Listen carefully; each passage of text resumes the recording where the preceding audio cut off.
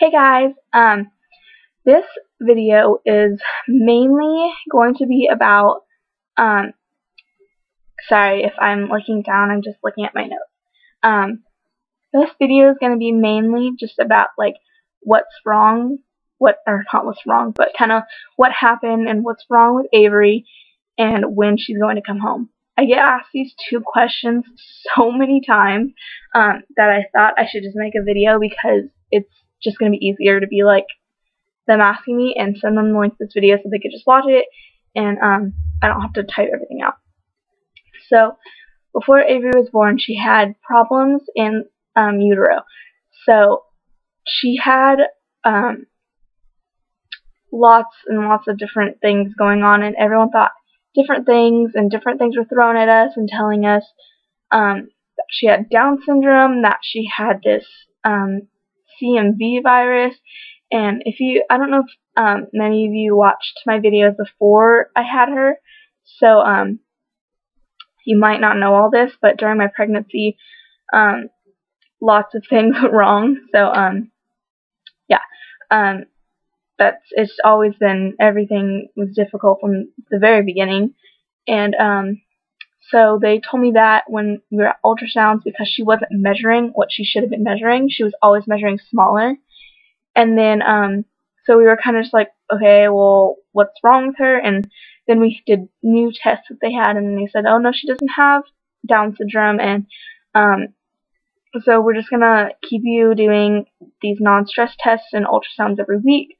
So that's just when I go in for ultrasounds. I get an ultrasound to make sure everything's okay with her and see if she's growing, and then the non-stress tests are just when you go to the hospital and you get admitted to the hospital for labor. They put those monitors on you so that they can look at the baby's heart rate, and they can look at your contractions. So they put those on me, and I go through those for about 30 minutes a day, like twice a week, and just to make sure she was moving enough and that her heart rate was okay. So I did those, and everything was fine, and then I went to another ultrasound, and the ultrasound person who was doing it said, well, I was looking at her flow in her cord, and it was not how it should be, and it should be flowing at all times. Hers was flowing and stopping and flowing and stopping and flowing and stopping, and only having little tiny flow in between the flow. So so it's like, it usually should just be flow, low flow, flow, low flow, flow. But hers was like flow, like practically no flow, but there was a little bit. So he was concerned that she wasn't getting the nutrients and things that she needed. So and that would be the reasoning why she was so small. So he said that, and then he told me that her cord was attached in a different place. So apparently, I think the cord's supposed to be attached in the middle of the placenta, and hers was attached in like the corner. I don't know which side, but he said it was attached to one of the sides. So like if I were to actually just have labor and give birth to her, if they pulled it out, it would have pulled the cord out and pulled nothing out with it. So so I'm kind of glad I didn't go to labor, but yeah. So after that, I went to a couple more ultrasounds and non-stress tests, and then at the very last one, my doctor said, well, she's not like kicking as much as she should and moving, and I'm not getting exactly what I want. I have a feeling that she's going to be early, and if not, I'm not letting her go past 36 weeks. So if I didn't have her by 36 weeks, then I would be having to be either induced or just have a C-section to take her out. And ended up being, I went to an ultrasound, and the ultrasound tech said that, oh no, her flow is completely cut off. Like, we need to get you admitted to the hospital right now. So I was in shock and said, oh my god, like, what's going to happen? And I ended up getting admitted to the hospital, and he said, well, you could be here for the rest of your pregnancy. And that was, like, shocking, because I was 31 weeks, and it said, like, damn, I have like 9 more weeks left. I'm gonna spend it all in the hospital. So then we were in the hospital, and then the doctor came in about an hour later and said, sat down and said, you know, I've been watching you on the monitors out there, and I think that we need to get this baby out, like, now. And I was like, what? Like, and I was kind of in shock, and he kept talking, and I kind of just cut him off and started bawling my eyes out. And everyone was, like, crying, because I was crying and getting freaked out. And Matthew came over to me and was, like, hugging me and telling me it's going to be okay, and that he loved me. And it was just really, really, really scary. And I cried for a total, like, 5 minutes, and then I finally let him finish. And he kind of went through everything, like, how it's going to go, what's going to happen in the next hour. And so then I ended up going into surgery. I left my room at 8 o'clock, and I went into the C-section room, and I just remember it kind of being like a movie. They rolled me in a wheelchair, and it felt like in slow motion. I was getting wheeled past my family in slow-mo, and I saw all of them smile, and some of them crying, and it was just kind of sad. And I just remember being wheeled into the operating room, and it being the brightest room I think I've ever been in. The room almost looked white. And so they had me sit up on top of the bench or whatever and give me my spinal block. So I just remember everyone telling me that was going to be the worst thing ever. And some people said, oh, you're not even going to feel it because you're in so much pain of your contractions. I wasn't even going through labor, and that thing did not hurt at all. I was worried about it because I'm not one to be worried about needles, but I was worried because everyone said it hurts. Sometimes it hurts a lot, and sometimes you just can't feel it because you're in the middle of contractions. I wasn't having contractions. I didn't feel it at all. I don't know if that was just because it's a spinal block or an epidural is different. I'm pretty sure epidural and spinal block aren't different, but maybe that was just me. And I just remember being laid down, and I couldn't feel my body. And then exactly 7 minutes later, I had Avery.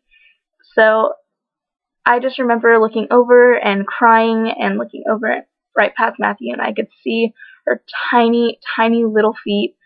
And the next thing I knew, they wheeled her off to the NICU. So she was very, very small. She was 2 pounds 5 ounces, and very, very, very small. And it was unbelievable when I went into the NICU and got to see her that night. She was just so tiny. It was amazing to see how something so tiny and fragile can move and be so, like, alive. Like, it was crazy. To me, like, it was, like, unreal. So, I don't know. It was just ridiculous. And then she was going through so many things. She had the nasal cannula in to help her breathe. She was on a feeding tube. She had so many IVs. She was on the bilirubin light, and just so many different things were going on with her that I never imagined. Like, never imagined would happen to me.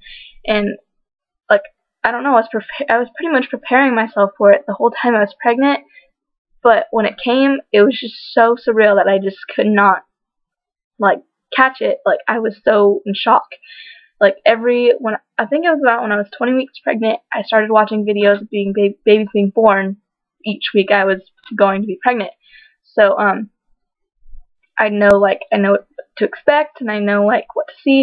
And I've watched a baby being born at 31 weeks, and I still can't, like, I still to this day cannot, like, imagine, like, I just can't even explain, like, how ridiculous it is and how much you don't expect it. And, so she was there up until she was, I think it was exactly 2 months old, and then she was, shipped off to a different hospital to have heart surgery.